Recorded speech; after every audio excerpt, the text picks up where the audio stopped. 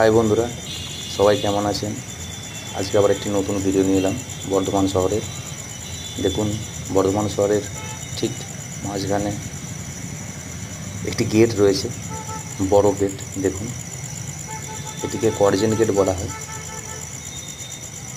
দেখুন, গেটটি খুব সুন্দর কারুকার্য করা আছে।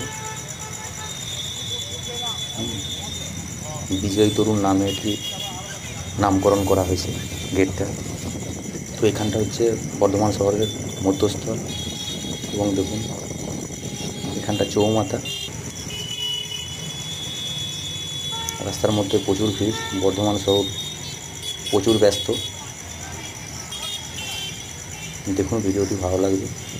তো বন্ধুরা, আমার ভিডিওগুলি যদি ভালো লেগে থাকে চ্যানেলটিকে অবশ্যই সাবস্ক্রাইব করবেন এবং পাশে থাকা বেল নোটিফিকেশনটাকে অন করে দেবেন।